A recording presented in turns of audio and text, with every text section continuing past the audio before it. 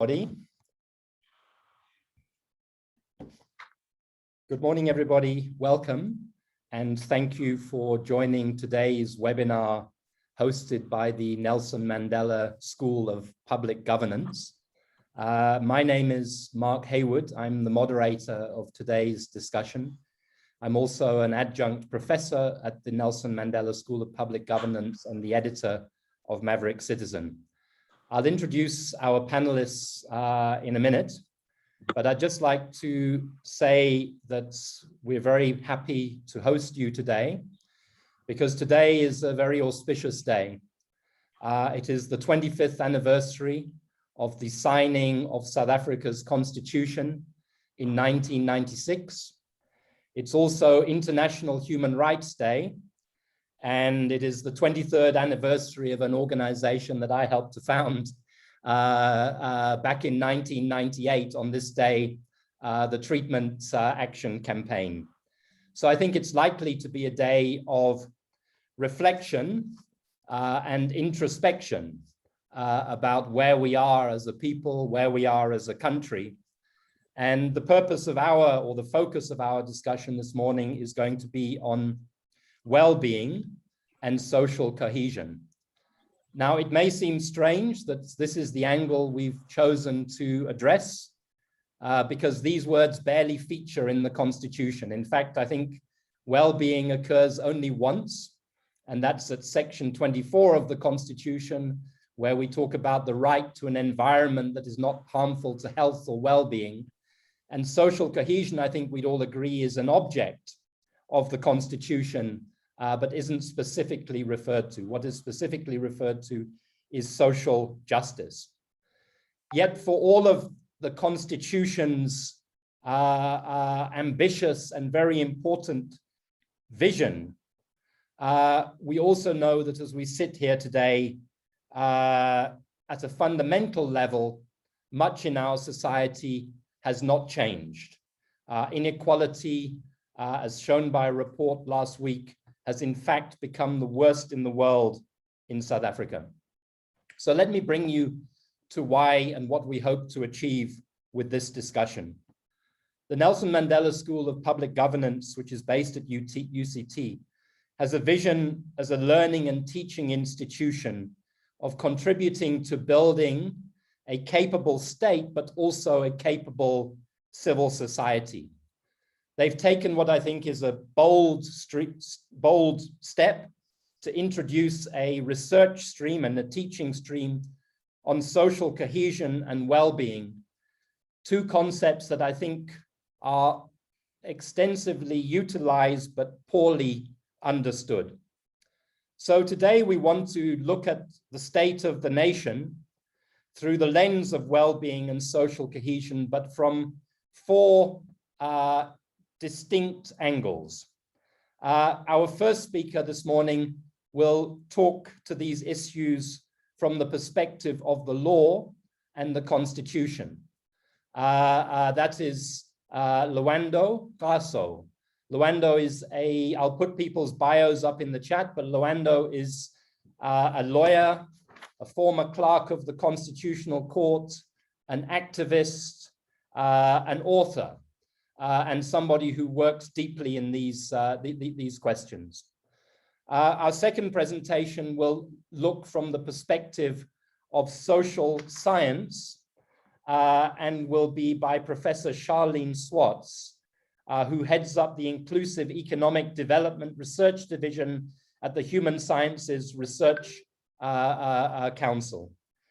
The third presentation will come to you from Diepkloof Clinic in Soweto, which reminds me I have to call him up and bring him on board, which is Sabalara Lebacheng, who is a homeless writer. He would have been with us this morning, but there's no electricity in Diepkloof, and instead he finds himself at the clinic trying to get a COVID-19 test. And then the final presentation this morning will be by Professor Lorenzo Fioramonti, who's from the University of Pretoria, an economist who has, I think, played a pioneering role in challenging the idea that gross domestic product should be the central measure of economic development, and instead has posited the ideas of a well-being economy and economies that are centered around achieving human and environmental well-being. So that will be our program. Each speaker will speak for 10 to 15 minutes. We will then have time for discussion and engagement before a final round of comments. I would encourage everybody, please, to use the chat, to comment, to ask any questions. And once again, I thank you all for being here, knowing that it is late in December and there's a lot of fatigue after a long and difficult year in South Africa. But thank you for being with us. So to start this morning's presentations, I'm going to hand over to Lwando. Lwando, thank you very, very much for being with us, and you have the platform. Thank you. Thank you, Mark, and hello to all the fellow panelists and to everyone who has joined us this morning. As Mark says, it is an auspicious occasion, the 25th anniversary of the signing of South Africa's Constitution, symbolically signed on International Human Rights Day and intentionally signed by Nelson Mandela in Sharpeville. You know, Sharpeville being a community where people put their lives on the line for the kind of rights that are now embodied in our Constitution. So Mandela going back to Sharpeville and, you know, lifting that Constitution in the air, it was almost a call and response to say that your efforts were not in vain. Here's what we've managed, you know, to get out of the negotiations. And this is what the first democratically elected parliament has achieved. As Mark said, I am a constitutional lawyer. And when I first got the theme of well-being and social cohesion I'm used to, but well-being not so much through studying law. But it wasn't too much of a stretch, because I think the penumbra of the Constitution, or the vibe of the Constitution, is towards creating conditions for well-being. As Mark said, the word only appears once in the Constitution in terms of environmental rights. But I like to also look at the preamble to the Constitution, where it mentions improving the quality of life of all citizens and freeing the potential of each person. I think for me, in that quality of life and the freeing of potential speaks to the material benefits that lead to, or the material and tangible building blocks for well-being that the Constitution can facilitate. And freeing the potential of each person speaks to the things that are not quite tangible. But I think it's the meaning of a good life, and the meaning of a good life more broadly, and not in a capitalistic sense as we've come to understand it so prevalently in society today. You know, because people can have every single right in the Constitution fulfilled. All your socioeconomic rights could be fulfilled and yet not be in a place of well-being. Meaning that the interesting thing about well-being, or the politics of well-being, is that it draws the government into issues which were once considered to be private responsibilities of individuals, right? But we are saying that the state has a role to play in facilitating the conditions for us to seek our own well-being. That remains within the domain of our own abilities as individuals. I also want to point out that the Freedom Charter does mention the word well-being. As we know, a lot of our preamble, you know, has lines that were borrowed from the Freedom Charter, including, you know, South Africa belongs to all who live in it, black and white. And it also has this line that all other industry and trade shall be controlled to assist the well-being of the people. That's where the word well-being, you know, appears in terms of being able to pursue work, the kind of work you want to do, industry and trade. So those were just my opening remarks. What I do want to discuss today is what I think is at the core of well-being in terms of constitutionalism, and I think it's dignity. So I want to talk about the idea of dignity and well-being. I want to talk about this idea of moral citizenship, That term was not coined by Albie Sachs or Edwin Cameron, but they use it quite a lot, and I consider the two of them my teachers. So I want to just expand on this idea of moral citizenship as it connects to well-being. And then I want to talk about TRC, the Truth and Reconciliation Commission and well-being, and also the idea of social cohesion. You know, what is the state of, or what are the chances of reaching a state of a cohesive nation when so many issues are outstanding? And then I'll leave some miscellaneous remarks for the end. So, you know, as I've said, socioeconomic rights in the Constitution particularly enable conditions for well-being. But because of our history, human dignity is at the core of our approach to human rights. I think at the core of national well-being or personal well-being is living a dignified life. And as we know, under apartheid, so much was done, you know, to use the law to degrade people, to demean people, and to strip them of their rights and entitlements.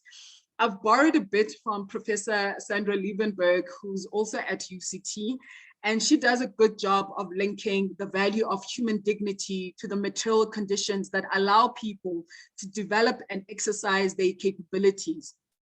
Material conditions are necessary to enable people to, you know, access their social services. You know, that's crucial, not only for people's survival, but for people to thrive, but also to enable the development of their potential to shape their own lives, which I think is a big part of well-being.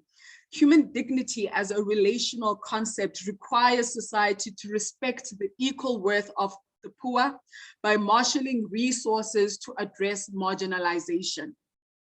I think, you know, if you're looking at the impact of the state in the lives of the marginalized, I've seen a lot of this national dialogue around socioeconomic rights, dignity, and well-being play out in the Constitutional Court. And in constitutional adjudication, because of the importance of dignity, the court requires a very high burden of justification in cases where the state is depriving people of their rights. So I think, you know, the idea of reasonableness and justification, the burden there is really high, because if people are going to be deprived of essential rights such as housing and education, you know, food security, and you know, a safe environment, those things can't just be deprived at the say-so of government. They need to provide reasons. And as we know, you know, our chapter 2 of the Bill of Rights is structured in such a way that, you know, it recognizes the limits of the government to be able to create those enabling conditions, because it depends on resources. And as we know, we inherited a very bankrupt government, right? And then we exacerbated those conditions through corruption, you know, and our constitutional democracy. So the Constitution requires that the government is not able to realize all of the ambitions in the Constitution all at one go, and that there will be a progressive realization. So in this paper that I read by Professor Liebenberg, Tying Dignity to Socioeconomic Rights, you know, she says, she quotes other authors who say that if we only secured civil rights, you know, political rights in the Constitution, that would have embodied a truncated humanity, meaning that your full humanity is a merger of your political rights and your socioeconomic rights, meaning that the fulfillment of your basic, you know, socioeconomic rights are needed to be able to experience your full humanity. If basic subsistence, if your needs are not met, then human beings face severe threats to life and health. But in addition, such deprivation impedes the development of a whole range of human capabilities, including the ability to fulfill your life plans and to participate effectively in political, economic, and social rights. Both the individual and society are impoverished by our collective failure to ensure living conditions worthy of the dignity of all people, both as individuals and as social beings. One of the people that I work with a lot is Justice Albie Sachs, and he says that his understanding of well-being really came up in the case of S versus M in 2007, when he was a judge in front of the Constitutional Court. And that case implicated children's rights. And for him, and I agree with this, well-being is not just about, bricks and mortar, being able to have the tangible output of, your socioeconomic rights, but it's also something quite very powerful and intangible. And the way that he describes it in terms of human rights in S versus M is individually and collectively, all children have the right to express themselves as independent social beings, to have their own laughter as well as sorrow, to play, imagine, and explore in their own way, to themselves get the understanding of their bodies, their minds, and emotions, and above all, to learn as they grow how they should conduct themselves and make choices in a wide social and moral world of adulthood. And foundational to the enjoyment of the right to childhood is the promotion of the right, as far as possible, to live in a secure and nurturing environment, free from violence, fear, want, and avoidable trauma. No constitutional injunction can, in and of itself, isolate children from the shocks and perils of harsh family and neighborhood environments. What the law can do is create conditions to protect children from abuse and maximize opportunities for them to lead productive and happy lives. Thus, even if the state cannot itself repair disrupted family life, it can create positive conditions to for repair to take place, and diligently seek wherever possible to avoid conduct of its agencies which may affect the effects of placing children in peril. So I think that in as much as that speaks to children's rights, I think it applies across the board for every South African, that your right to well-being is the right to play, to imagine, and to explore, and for avoidable traumas to be diminished. And I think, dignity, placing dignity at the center of whether it's children's rights or the rest of the Bill of Rights, as we see it in Chapter 2 of the Constitution. Sorry? Don't worry, that wasn't me, but you've got 4 minutes, Luendo. 4 minutes, okay. I'm just gonna jump to 2 things before I wrap up, and that is moral citizenship. I just wanna read a definition of moral citizenship as it was taught to me by Justice Cameron. He says that human rights can confer the dignity of moral citizenship, which is a person's sense that he or she is fully entitled, a fully entitled member of society, and disqualified from enjoyment of its privileges and opportunities by any feature of his or her humanhood. It does not consist in mere freedom from criminal penalties and other legal burdens, but it is something far richer, subtler, and perhaps deeper. It is a state of mind produced by the absence of criminal penalties and legal burdens. It is the sense of non-disqualification, of non-exclusion, and the positive entitlement that freedom from disqualification and from official sanction can engender. So it's having a life that is not criminalized by the law, and that positive entitlement can really enhance a person's sense of freedom. And I think, one of the examples from the Constitutional Court of moral citizenship, and citizenship beyond just, being a place where you are born, or a place where you have papers to say that you are a citizen of this country. Moral citizenship is beyond that. And an example would be the causa judgment of the Constitutional Court. As you know, our country suffers from xenophobia, and the Constitutional Court was able to expand constitutional rights to people who are not citizens of South Africa. And there are various other examples of moral citizenship, of gay rights, and so on. And then the last issue that I want to touch on because of time is the Truth and Reconciliation Commission as it pertains to well-being, as also it pertains to social cohesion. I think, socioeconomic rights as set out in the Constitution, they address the present needs of people. Yes, they have historical links, but it's about leveling the playing field today and for the future.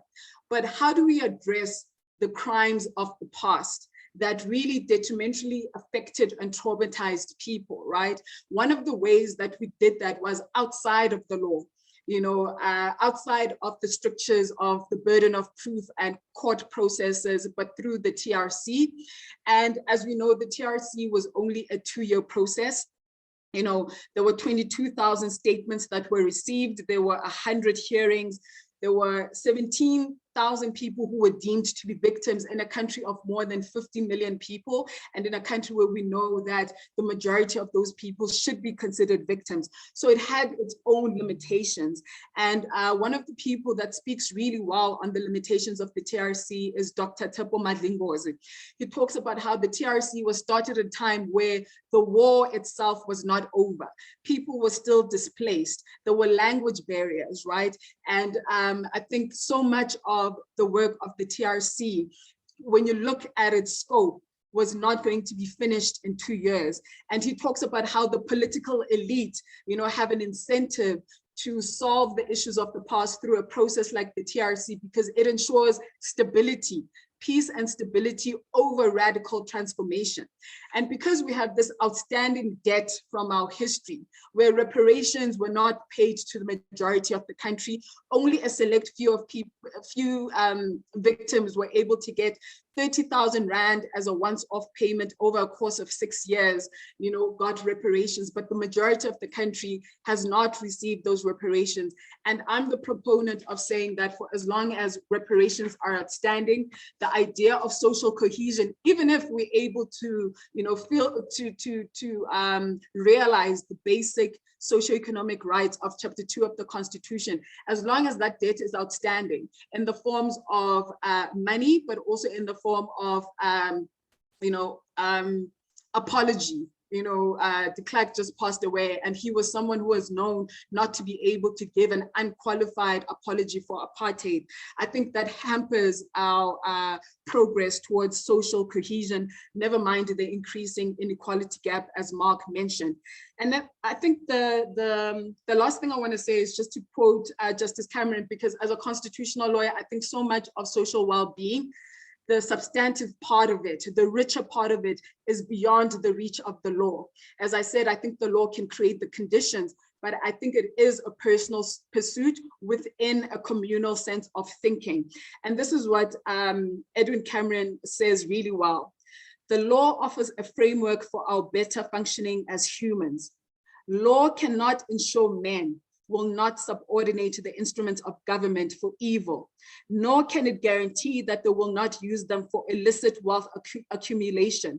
It cannot stop corruption. It cannot engender human trust and affection and reliance.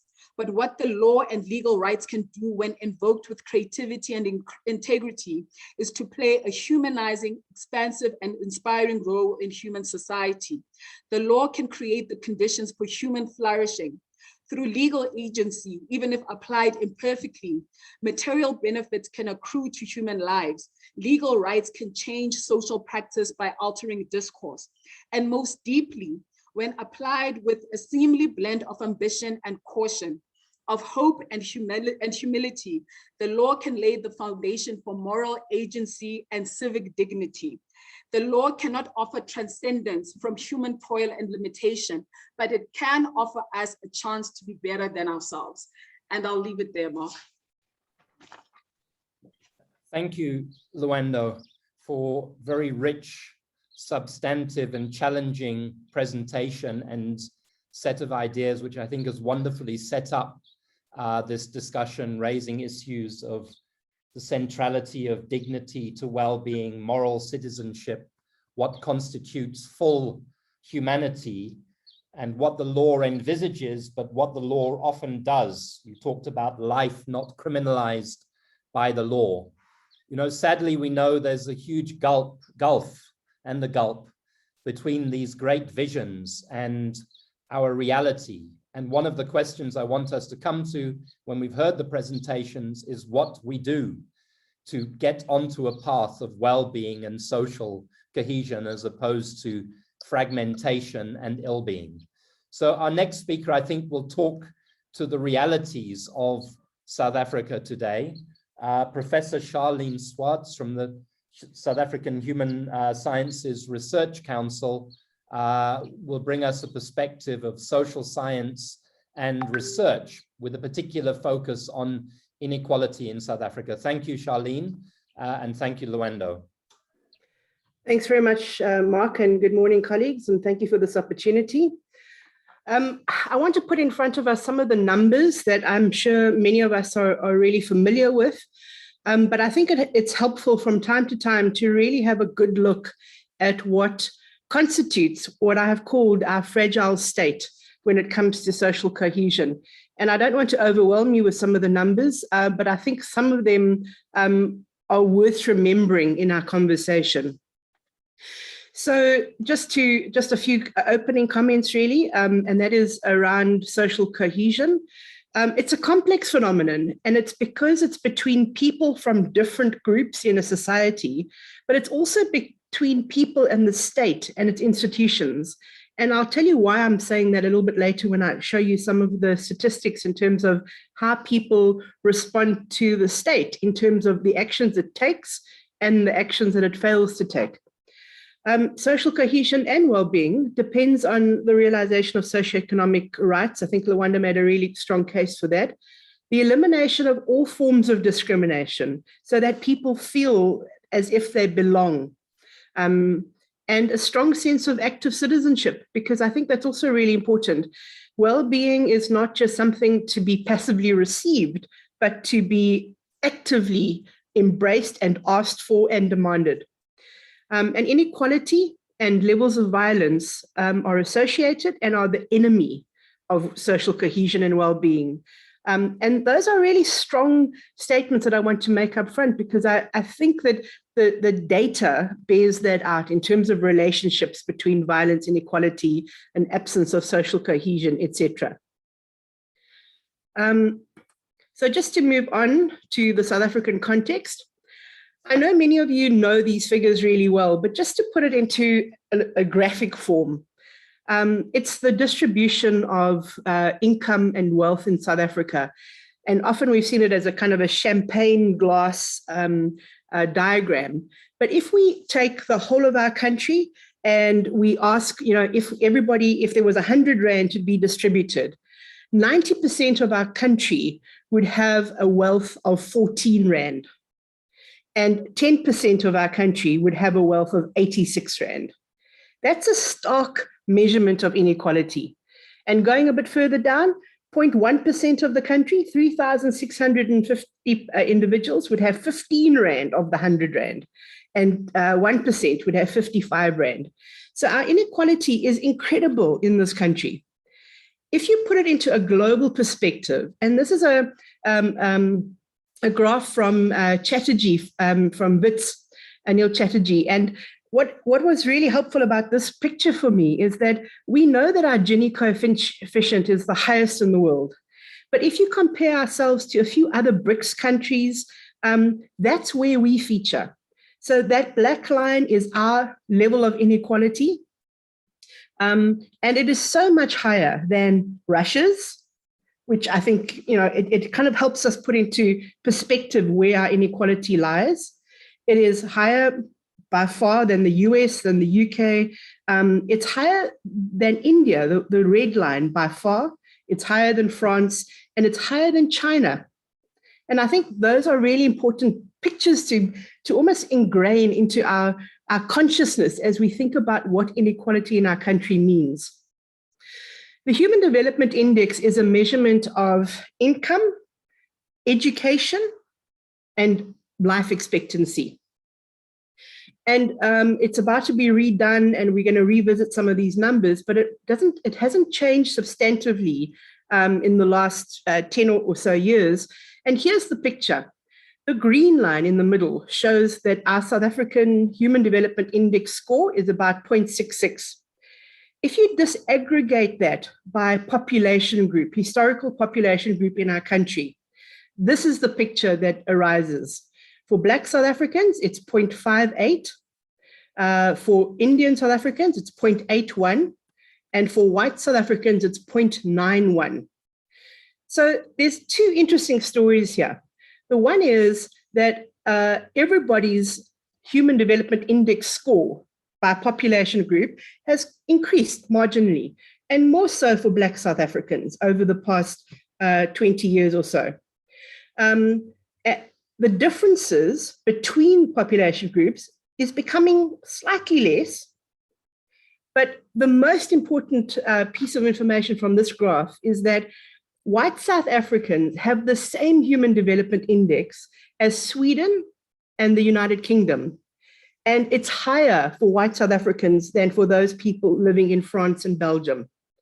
Now, the reason why it's really important to disaggregate these figures, we know this intuitively, but do we know the extent? And do we know how we compare to the rest of the world?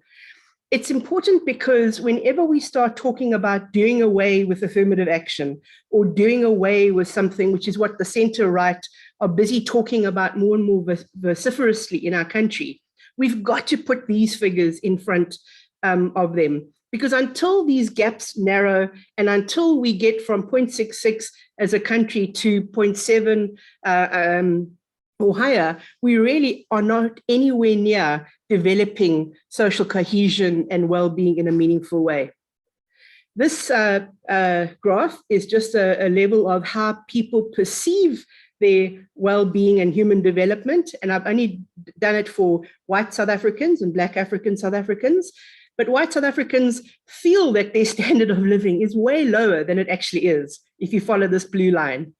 Black South Africans, it pretty much tracks the actual reality of human development. So just a few more comments. Are we a racist society? Yes, we have a number of racist incidents. But if we think about the whole country as such, so 2/3 say they distrust people of other races. They see them as an economic threat and as a cultural threat. And it's fairly consistent over time. But there's another issue around violence that I think is really interesting. And that is, if we think about how many people have been involved historically or currently in violence, we have a history of outward directed violence, which mitigates against social cohesion, which mitigates against well-being. Xenophobic violence, 62% of South Africans surveyed in the South African Social Attitude Survey blame immigrants for taking jobs. 3/4 of men complicit in gender-based violence. 240,000 to 400,000 people participated in homophobic violence.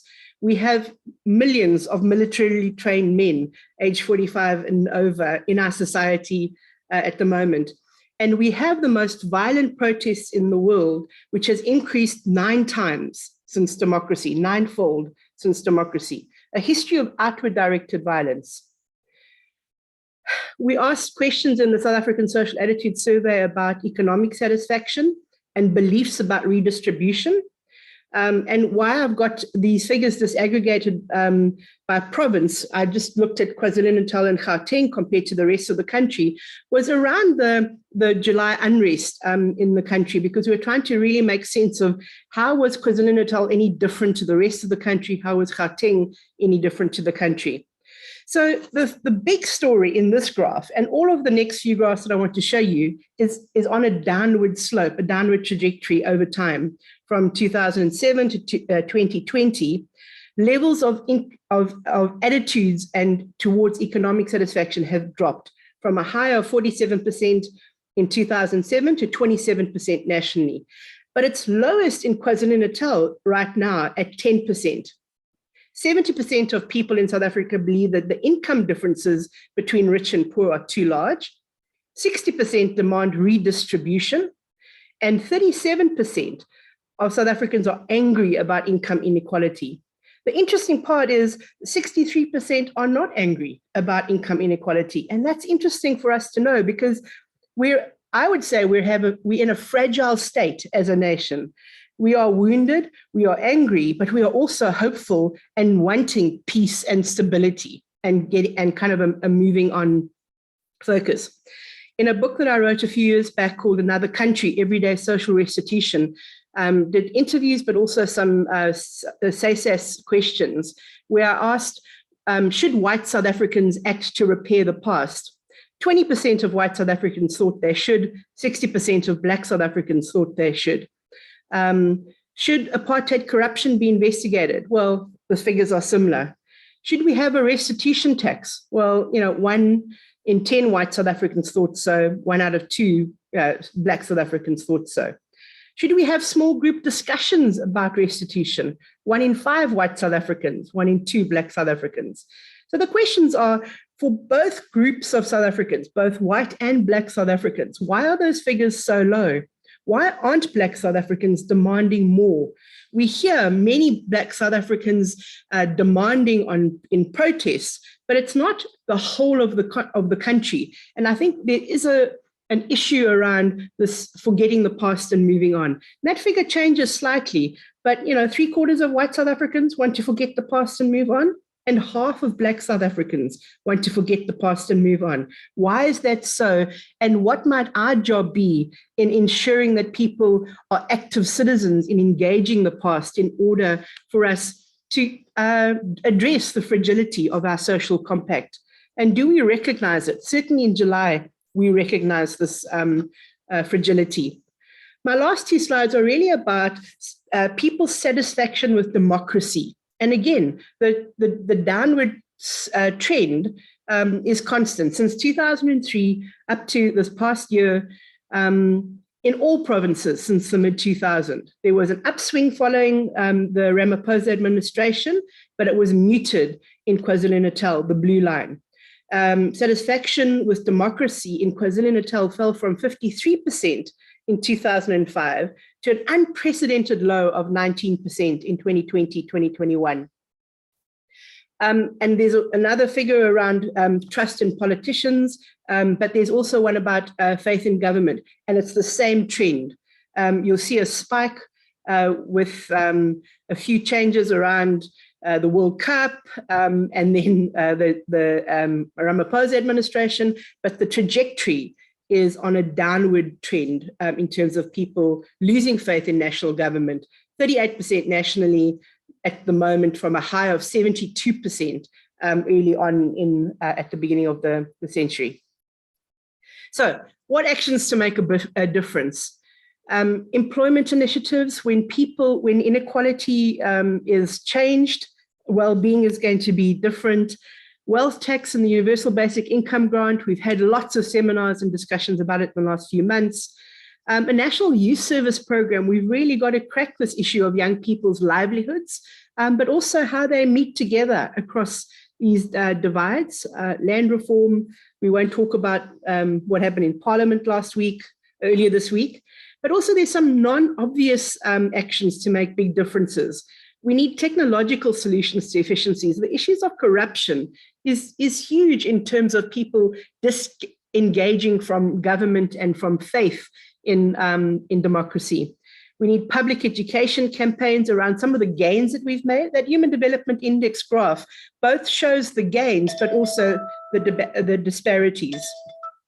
We need an urgent response to the Zondo Commission report, which we hear will be out on the 1st of January. We do need the Equality Court and the South African Human Rights Commission strengthened because we don't want incidents of racism to go uncensored and unpunished. And so we've got to quash racial instigation as they happen in order to strengthen social cohesion. And we've also got to strengthen many of our affirmative action transformation policies because many of them are languishing. We've got lots of good ideas, lots of policies, but the implementation is quite weak. Thanks very much, Mark. Thank you very much, Charlene, for that presentation. Again, very rich, although cause for great concern about our realities and the implications of our existing realities, perhaps we can come to this question a little bit later, but I often wonder, we have institutions like the Human Sciences Research Council that generate really important knowledge and information, as well as academic institutions.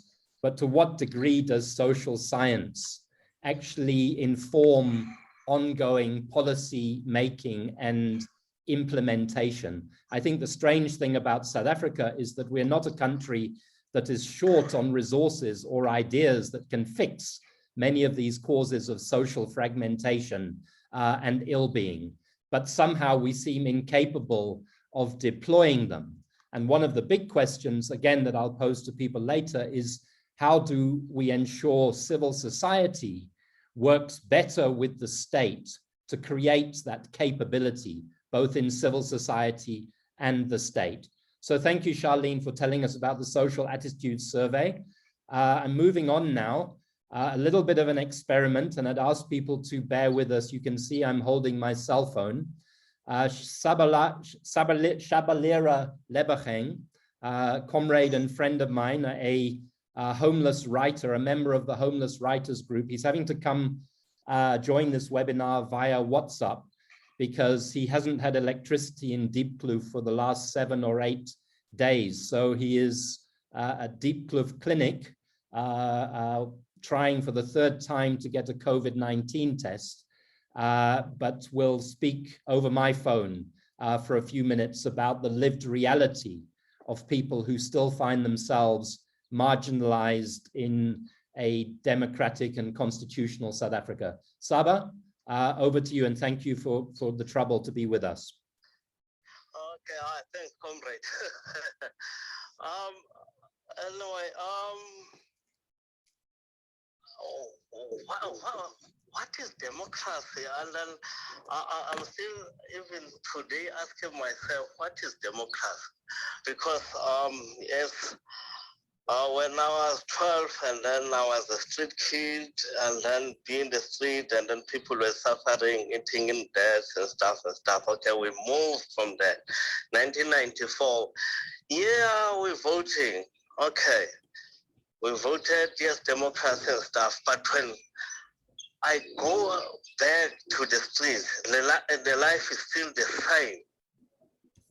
Okay, in the age of 12, I didn't understand how life is, but now we are in democracy. I thought when the things come back, and then there's constitution, there's laws, there's whatever in the big books, life will change out there.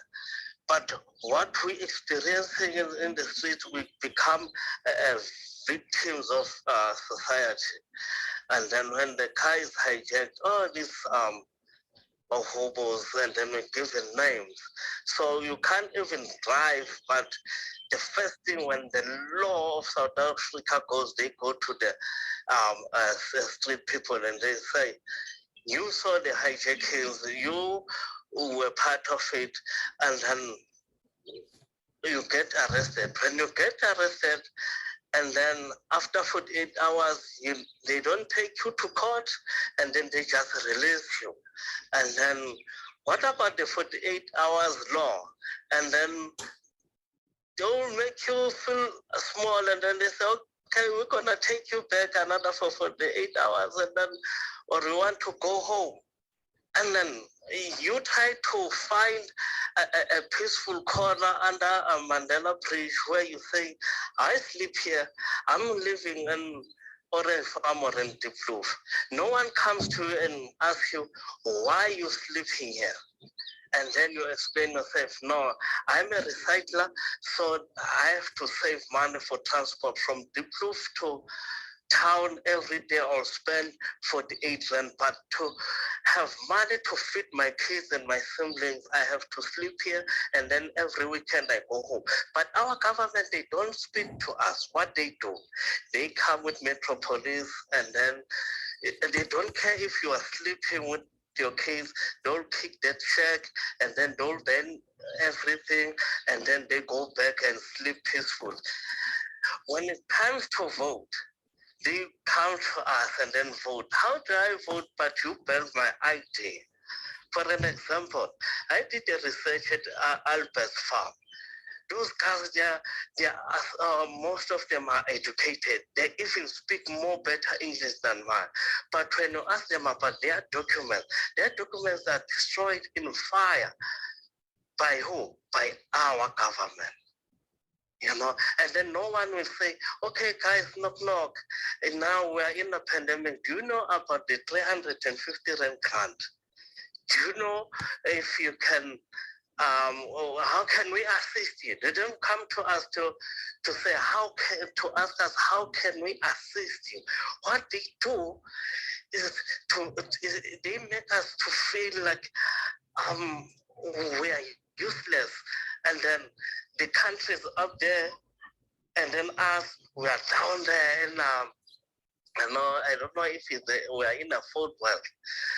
And they say in the Constitution, kids, they have rights. There are kids who are homeless. These kids are sitting by the robots every day. But you can't tell me the government officials, they don't pass those robots every day to say, okay, let me have 2 minutes to ask, lady and your kids, why your kids are begging for money to the drivers? And then hear the story, what they're gonna do, and then they stop, and then make a noise with sirens, hey, go home. Where? Which home? When you're interviewing these people in the streets, they say, we can hear money, these politicians are shouting money, but not even a single day they'll say, okay, this is the budget of the homeless. How can we serve the homeless? I'm not talking about the shelters, because the people, they don't want to go to those government shelters at all. Because last week I was writing, I was called by a lady who was living in the Draco Street.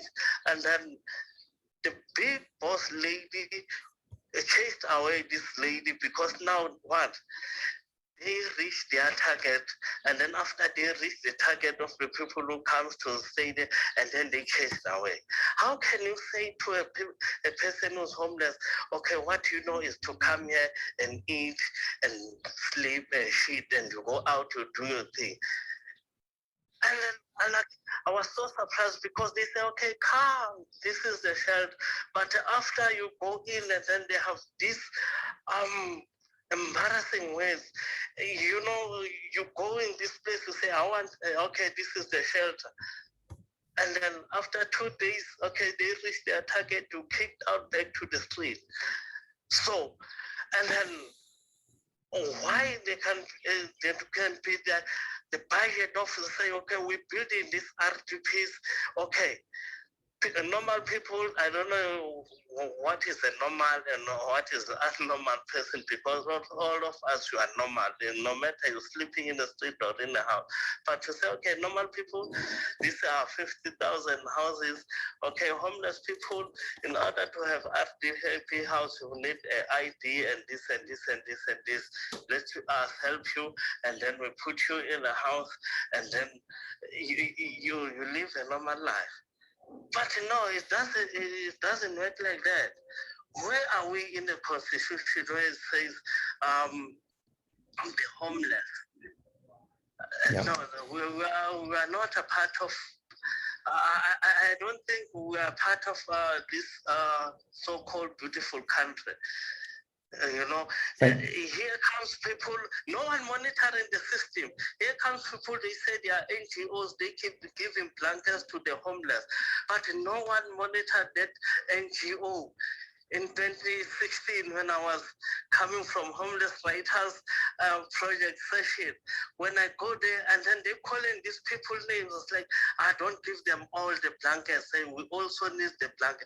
But they went to government to apply for funding to say, we will give these homeless people blankets, but they still taking them back for their families. And then these 5 guys, they're still standing like, so guys, you taking back these blankets? And say, yeah, we also need this blanket. These people are getting paid, and then they have warm meal, but they're still humiliating these people to say, no, we're taking them. We didn't say come to live in the street. I didn't go to stay in the street because I wanted to do that. No one. I don't think if you are not mentally ill, you can say, okay, bye-bye guys, I'm going to sleep under the bridge. No, we have different circumstances. But now, where are we? With the homeless, okay, where are we in this constitution? We're not fitting in. So I think our government, to cut things short, our government must come to us. Not just to say, okay, yeah, we have this budget. You have this budget for what?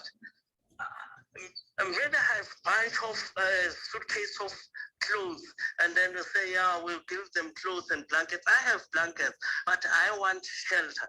Remember, I'm not a hobo, I'm homeless. A person who lives in a broken building, they are homeless. The person who lives under the tree is homeless because we just need shelter. Thanks, Java. So if you, thank you, thanks so much. Sorry to cut you, Saba. I wasn't. Are you finished? Is there anything else you'd like to say, just in 1 minute? What I can say is, to those who can spread the word to our government or whatever NGO there, don't ban the sheikhs of these people. Go to them and ask them, before you chase them away, ask them, how can we help you? Because these people, they have skills. If you can give them ideas and help them with funding of reapplying for their driver's license, they'll be able to drive to bricklaying, garden designing, or whatever, landscaping experience. And then those jobs, they're going to take them out from the street. But when you're banning their last document, their last hope, so which means we're rounding a circle of blaming each other. Your metropolis, you're banning us, and then why are you staying here? Please go to them and ask, how can we help? Hear the ideas from them and implement them, and then we'll have a better Africa. The Africa for all, but now it's not for all. It's Africa for someone, and then others are shuttered out. Thanks. Thank you, Saba. Thank you so much for being able to speak to us from the clinic in Diepkloof. We hear your pain and your anger, and we hear what you say about what you called a fourth world. And as you've said, all of us are normal, and that is one of the things that our constitution, it speaks to the rights of everyone. It doesn't say the rights of some of us in this country, and the duties of government to meet the needs of everyone in this country, and not to live a life, to use the words of Luando earlier on today, that is criminalized by law, in much the same way that people's lives were criminalized by law under apartheid. So thank you, Saba. I've shared some of your articles on the chat group here. I'm going to move on now to our last presenter of this morning, who is Professor Lorenzo Fioramonti. And I think it's appropriate that we have our last presenter speaking to the idea of reorganizing economies around principles of well-being rather than capitalist accumulation and gross domestic product. So thank you, Saba, and Lorenzo, over to you. You're on the platform now. Thank you. Thank you, Mark. Thank you, everyone, for having me. And it's not easy to make my, to give a contribution after such a sobering and heartfelt testimony. But I think what I'm about to say has got a lot to do with what Chevalier said just now. I think everything that is done in the name of social justice and in the name of redistribution is extremely important, and I would say I'm happy it's a cornerstone of the Constitution. But I think it misses the bigger point, and the point is that we are always coming after the fact. We are at best trying to fix a broken system rather than trying to make it right to begin with. And I think it's going to be very hard, very, very hard for us to look at issues around inequality, extreme poverty, deprivation, homelessness, and the reasons behind such an endemic form of life of deprivation, when we have an economic system that is completely designed to do that. I mean, this is the hypocrisy, if you will. Our economic system is schizophrenic, right? I mean, we all care about tackling poverty. No one wants to see poor people. No one wants to see, no one wants to damage the environment. I don't think there is a person out there that is happy to pollute the planet. But then our economic policies are designed in order to do so. I mean, we're all happy when the economy grows. We're all, we are all fascinated by the concept of growth. Even many social justice activists have been using, the concept of growth in as a positive. But do we really know what growth is? Do we really know how our countries, states, companies measure growth? Because when we realize that the problem lies right at the core of our concept of growth. So, when growth is just as it's presently measured, and I've got nothing against the concept of growth in general terms, but I think our concept, this one that has been in vogue for the past 100 years, is really, really wrong. And it simply says, the more a society spends, the better, without asking what that spending is for. So, of course, if I keep my garden in good health, if I keep, the environment in good shape by preserving it, by reducing waste, by trying to take care of it, by preventing problems, I'm not going to spend so much money. I'm going to, I do a good job, I have a good outcome, but I'm not going to spend a lot of money. It's much better for growth when I ruin my garden and call someone to fix it. Then I ruin it again and call someone to fix it. The same about society. If a society has less crime, if a society is more cohesive, if a society is more peaceful, if people do not waste money on Black Fridays every week, if people, use their money more responsibly to do things that make them healthy rather than make them sick, then, there's not going to be as much spending. People will look better, but there isn't going to be as much spending. So that's a problem for growth. Growth wants us to spend. We need to spend things. Everything we have, the more we spend, the better, even if this means that we're spending for things that are not going to make society a better place. I mean, I keep saying this to my students all the time, like we're celebrating in this country, we're celebrating where more jobs are created in sectors like private security. Why should we celebrate when the private security business does well? That is an indication of a problem. If the private security business is growing, that means that we are feeling less secure, that we are less confident that our neighbor will be a good person, that we're protecting ourselves against someone. When the healthcare bill goes up, there's more growth and excitement, but the healthcare bill that goes up means that people are getting more sick. So that is a problem. That shouldn't be seen as a good thing. When military spending goes up, growth goes up. But is military spending a good indication of a society that is happy, that is satisfied, that is in balance?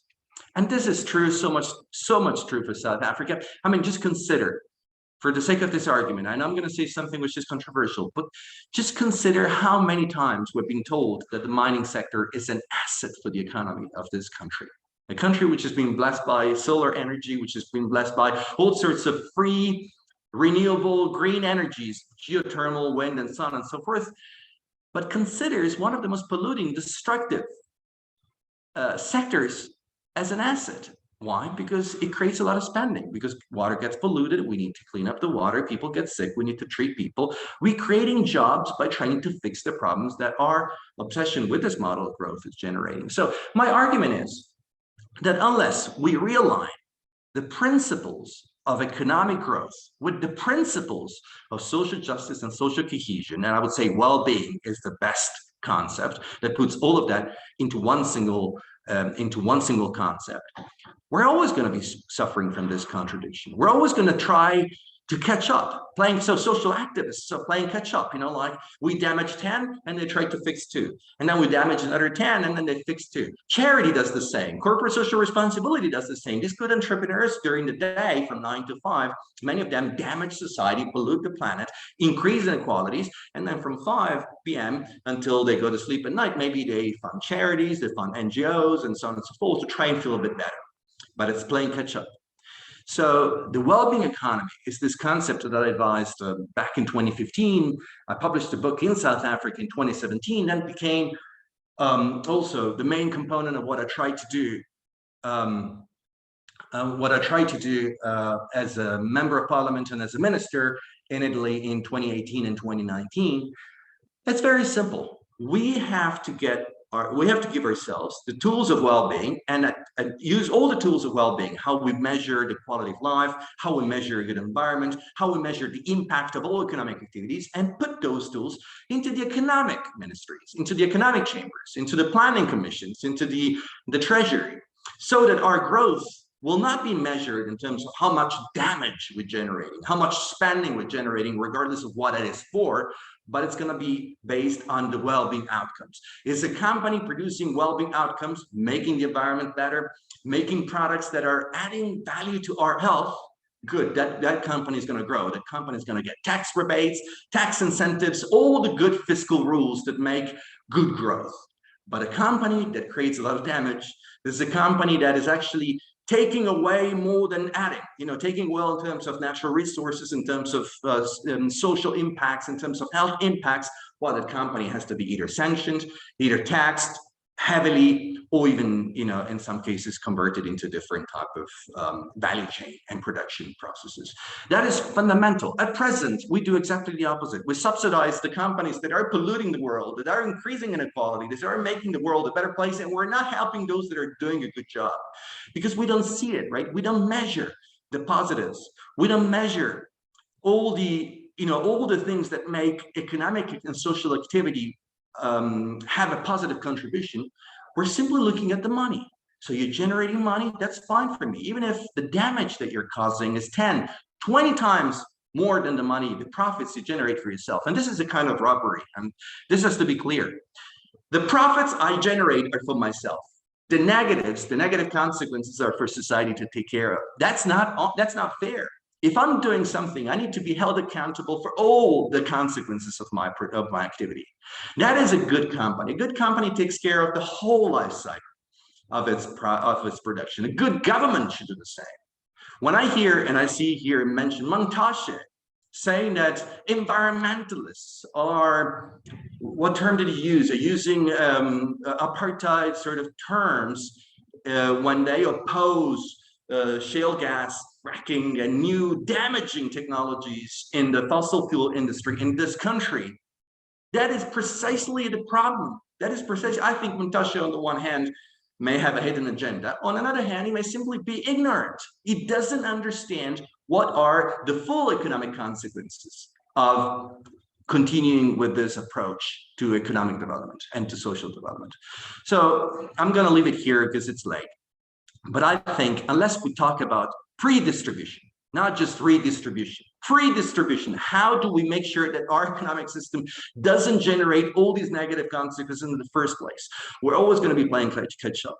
If well-being, both in terms of human well-being, our health, and in terms of societal and environmental well-being, which is directly impacting our health, we know now with COVID, right, that when we don't take this seriously, we're going to be stuck and everything will crumble. But unless we do that, unless we shift it, we're always going to be playing catch up, and we're going to have a seminar like this 20 years down the line saying exactly the same, maybe even more frustrated, with Mark and myself and the others a little bit older and still stuck where we are now. We need to have well-being at the core of our growth model. Unless we do that, growth will always be a problem and the source of a lot of negative consequences in society. Thanks.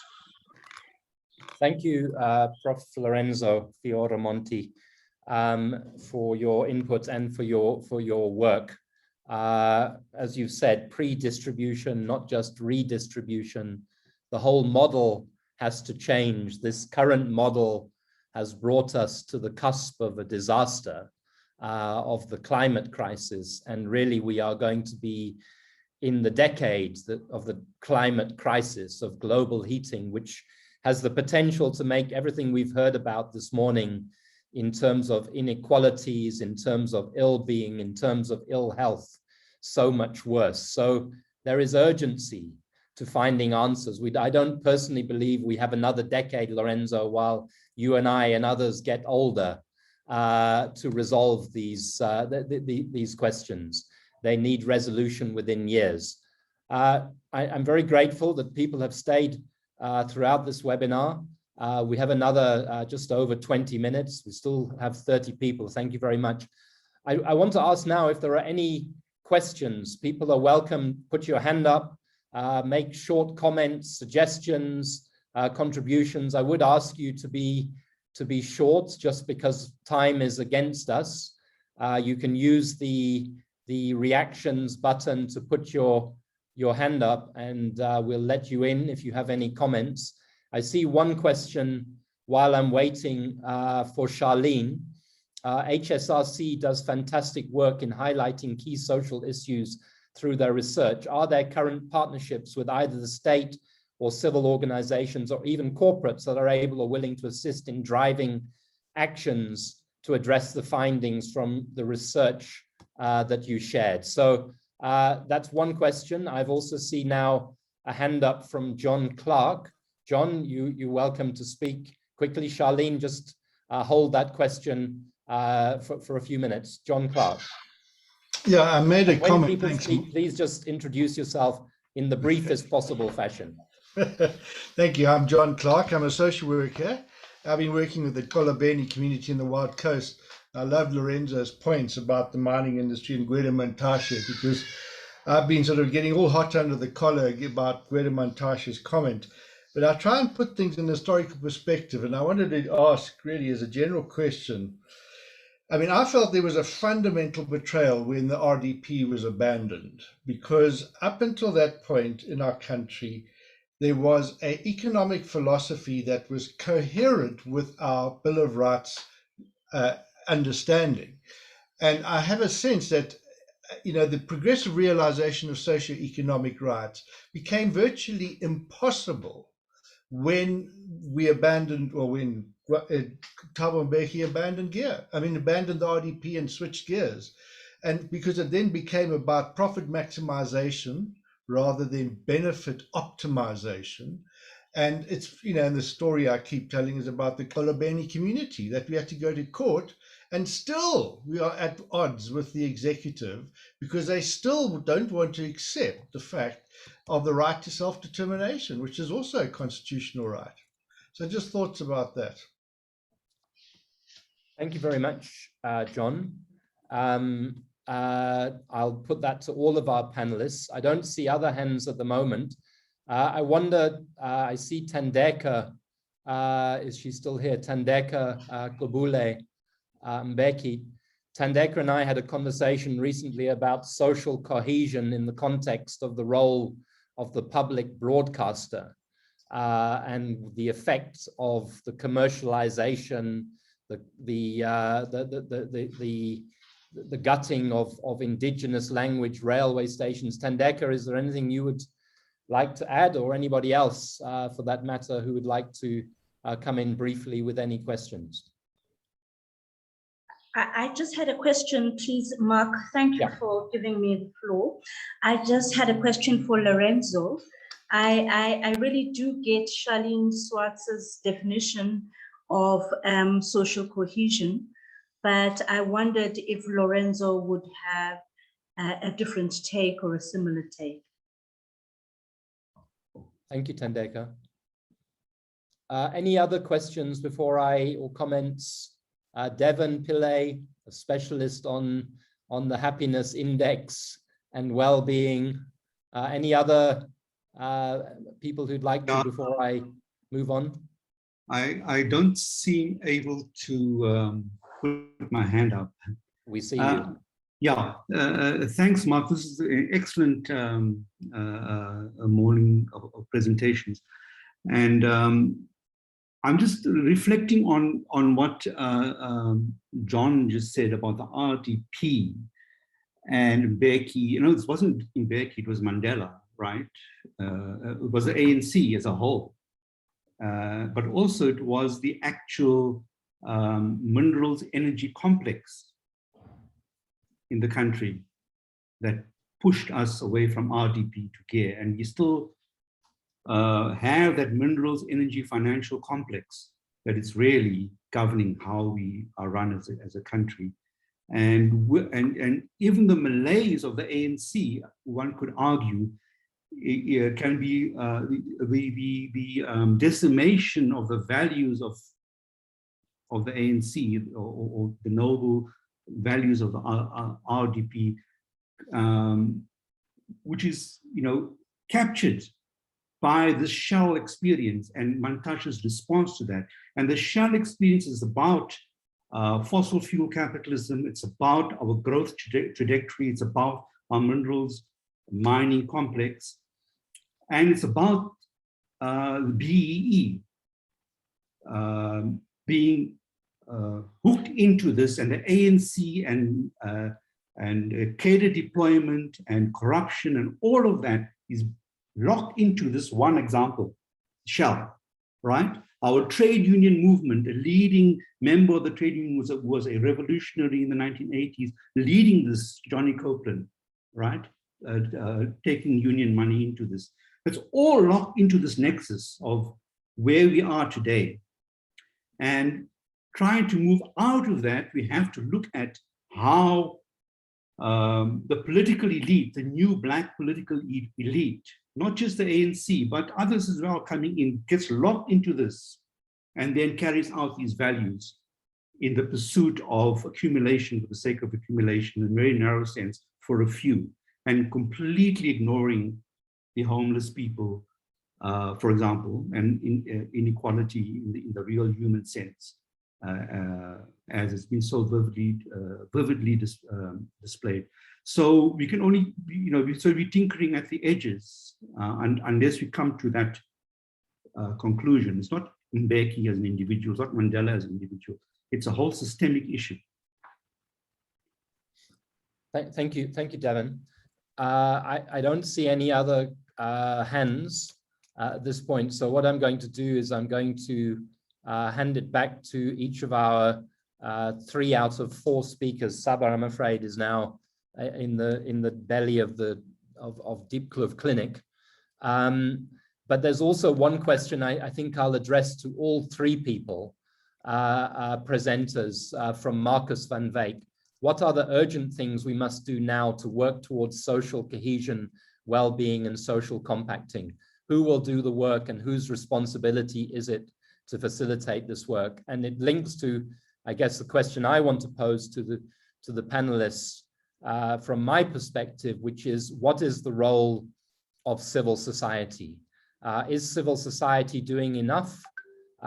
Do we need to do work to improve the capability of civil society? And how do we build a state that is both capable and oriented towards well-being and social cohesion, together with a civil society that is unified enough to build power that can exert and bring about this desperately urgent change that we need? So I'd like our 3 panelists to respond to the questions that have been raised, starting with Charlene, then Lorenzo, and then Lwando to wrap it up. So thank you, everybody. Charlene, over to you first, and you have 3 or 4 minutes each. Great. Thank you very much, Mark. And I wanted to start with Pierre's question about, just one thing. Sorry, it's been pointed out to me. I missed a question for Lorenzo on unpacking pre-distribution. My apologies to Malcolm Ray. Continue, Charlene. Great. So Pierre's question around how social science and how evidence gets put into the the influence of government and civil society is a really important one. And so I speak for the HSRC, but I know that our universities are all trying to do this same thing. In terms of impact of research, that sits in a library or on a computer is really of no importance. So recently, we have been engaging very intentionally with civil society organizations, for example, like the Institute for Economic Justice. And we've been doing these series on the UBIG. And they've been deep and engaged series. And we've had people from the DPME and DSD and all coming together. And that's really important. The problem, of course, is that policy making is quite haphazard. And I think that we've got to find ways to help policymakers make better decisions. And the problem of politics getting in the way of policymaking is something we've got to address as civil society. My comment about civil society is that I think it's a great thing that we have a reputation for being having a very engaged civil society. Even the fact that protests have increased ninefold since the advent of democracy, those aren't bad things. But there is a gap between protest being translated into policy, and I almost have a view that civil society needs to almost have policy making schools that translate protest into policy making. And policy making is not a difficult issue, because we hear so many times that how does policy get made? Well, you have a hearing and the policymakers are convinced by submissions. They are convinced by HSRC submissions, by Section 27 submissions, but it often doesn't go through when it comes to the lawmakers in Parliament. So I think this whole notion of translating policy practice and what we want into policy is really important, and civil society has a role to play. And just to say to Pierre that we really are committed to putting the evidence in front of policymakers, and we've done it with NAT joints around the July unrest. We've done it with social development. We've done it with the Employment Equity Commission. And I think there's a growing sense that some of these differences from social science and insights are really important. So I'm feeling quite hopeful, but I also know there's no silver bullet. And there's so many levels at which action must be taken. Thank you, Charlene. Lorenzo, I'm pausing you for a minute and jumping Luando up the queue. The constitutionalists and the civil society activist, not that you're not a civil society activist and a former member of parliament in Italy, but over to Luando. Thank you, Mark, for the indulgence. Only because I think Lorenzo will be a stronger finish, because the questions you've just posed are ones that I'm still grappling with. Having practiced as a constitutional lawyer, I grew frustrated with the limits of constitutionalism. There's definitely a virtue in constitutional law and lawfare, as people call it. But even I think the court itself recognizes the limits of, court-based action to progress society, because, in a number of the cases, they've actually prescribed, when the parties have arrived at the Constitutional Court, they've prescribed meaningful engagement, saying you don't need to be here. First talk to each other. Even at that basic level, when there's a conflict between government and citizens, there isn't that impulse of engagement, because we've lost all faith that government can be responsive. And in those cases where the court has issued, an order of meaningful engagement for parties to go and talk it out and then come back with the solution that they've crafted, it's worked really well. So I think, that gives me a point of reflection of how can we talk coherently to start with? How can we, establish a more responsive government? Because I think even with the change in economic policies from the RDP to GEAR, the Constitution says what it says about the progressive realization of socioeconomic rights. That stands. Resources have to be applied to that regardless of the bigger framework. And I think what has been crippling is corruption, that the resources that are meant to be marshaled into the realization of socioeconomic rights have been used and abused by the state. And I think for me, part of my frustration is that I I can make a modest case for how we can progress our country through the courts. We've seen it happen, but even Justice Cameron himself will say that it's a modest case that we can make for that. Because if you look at someone like Ms. Grootboom, you know, someone who was asking for a house, who was in desperate circumstances, she was able to gain a victory in the Constitutional Court, or a limited victory, but she died without a house. And the story doesn't end there when it comes to constitutionalism, in that even though Ms. Grootboom died without a house, her case was able to lay the foundation for, you know, further socioeconomic rights cases, as you know, Mark, because you've built upon the jurisprudence of Ms. Grootboom. And also it led to the change of policy when it comes to housing, that the most desperate people must be given emergency housing. So when it comes to policies and the laws and the judgments that the courts are issuing, everything is there. It's just making those words into reality. And for me, I'm still struggling with answering that question for myself. And I think I'll leave you with this. I don't know how helpful it is, but it's something that Albie and I talk about all the time in terms of what is the meaning of transformation. You know, if our constitution is meant to be a transformative one, what does transformation mean? So Albie always says, he says, I say this, so I'll take credit for it, is that a revolution is changing a regime. We've changed regimes in South Africa from apartheid to a constitutional democracy, but transformation is changing a heart of a country. And the heart of our country is quite violent because of the history. So how do we change a heart of a country? I think that is a deeper, more complex and almost overwhelming question, but I think the Constitution does give us an orientation to be able to do that work, but it's not the end. It's very limited. There are other disciplines beyond law that need to be engaged. So I'll leave it there, Mark. Thank you to the fellow panelists. I found this so informative. Thank you. Very important words. And just to say that I think, you know, today's webinar is to pose the questions in many ways and to start a process that will start to, or will continue to engage with these issues. But I think particularly to take these questions into civil society and more reflection along the lines suggested both by yourself and Charlene about how the power on the ground is translated into power in policy and power in implementation that brings about the necessary change. How do the two plug in together? So our last closing comments from Professor Lorenzo Fioramonti. Lorenzo, thank you.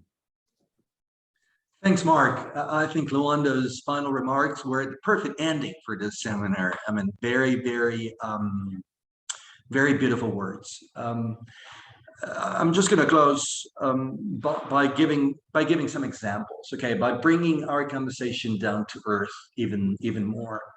When I left South Africa in 2017 to become a politician, I have to say my ideas hadn't been particularly successful in South Africa. Paradoxically, they were generated and they were being much more successful and popular in other countries. I became a consultant for the current New Zealand's government, for the government of Scotland, the government of Iceland, Finland, Wales, and so on and so forth. Costa Rica. These are countries that have started adopting what we're talking about here. Okay, so one of the first things that New Zealand did was to say that the national budget law, you know, the national budget has to be measured not according to GDP. For as long as you do that, you'll always be in trouble. It needs to be measured in terms of how it impacts the life of people, the life of the most vulnerable. That means practically, I'm speaking to the issue around redistribution, for instance, it means that the Minister of Finance in New Zealand doesn't have the liberty that the Minister of Finance has in South Africa to say, oh, we're building a new mining company, we're going to be generating X amount of tax, X amount of jobs. No, the Minister of Finance in New Zealand has to prove to Parliament that building a mine will actually make the environment better, will make inequality, the fight against will reduce inequality, will have a positive impact on the health of people, especially those living around the mine, and will contribute positively to a range of indicators that have got to do with all the things that we care about. People's health, the environment, social cohesion, the access to basic services in schools and so on and so forth. So what happens is that the minister in New Zealand can hardly make that argument. That's the beauty of it. The minister in New Zealand now has to shift from thinking in terms of GDP, has to say, how do I convince my parliament that this is a good investment? And he's moving, it's a woman in this case, moving towards different investments. Investing in education in New Zealand is becoming a priority because they realize that $1 New Zealand dollar you put into education has more benefits for society than a New Zealand dollar you put in mining, you put into shopping malls, you put into the things that we're obsessed with in South Africa. It's not difficult to make that argument. Here is a former minister of education that had to resign to make his government, his progressive government, understand that that we needed to invest in schools, that we needed to invest in basic education, because they couldn't get it. They were happy to invest in nuclear plants. They were happy to invest in new mining or offshore drilling. They were happy to invest in shopping malls because that reflected positively on GDP. But when it comes to schools, what is the economic contribution of schools according to GDP? Almost zero. But what is the real economic impact of having an educated society, the most impressive driver of social development? But this is something that we don't measure, we don't see it. So this is just an example of how important it is for civil society not to fight for the symptoms, not to fight for HIV treatment separately from water sanitation, separately from the environment, separately from this and that. It's to understand that for as long as our economic planning is based on different principles and criteria, good people in government will always take bad decisions. We need to force governments, to convince governments to force, it depends on the range of radicalism that you want to adopt, but it's to convince governments, to push governments to say from now on, it needs to be well-being, the main overarching principle of every single economic policy that comes out of cabinet. And we need to test and measure the well-being impacts of everything we intend to do. And the same, that will have a cascade effect on society. Companies will start being assessed accordingly. If they want to get a bank loan, they need to get assessed accordingly. They want to get a tax rebate, they want to get a subsidy. Fine, apply the same criteria. Show us how you're contributing to this, not how you're cleaning up after the mess is done, but how you do it preemptively. That is the revolution. That's the social cohesion revolution I'm talking about, which I call well-being economy. I think this is what South Africa desperately needs. Thank you, Lorenzo. And important words to finish on. I should just say, today there should be a new issue of Constitutional Court Review, an academic journal published. It has an article in it which it took me about 3 years to write, on why our constitution mandates and makes obligatory economic transformation around socio-economic rights and well-being. And I hope that it will contribute to activists and academics who are trying to nudge not just the courts, but Parliament, the executive in that direction. Thank you very much to everybody who's participated today. Thank you to our 4 panelists. Thank you to my colleagues at the Nelson Mandela School of Public Governance for putting this together, Petunia, Valeska, Mabel, Penny, and others who've worked on this. I just say in parting that this stream that we are busy building around well-being and social cohesion is just at its beginning. It's a stream that's just popped out of the mountain.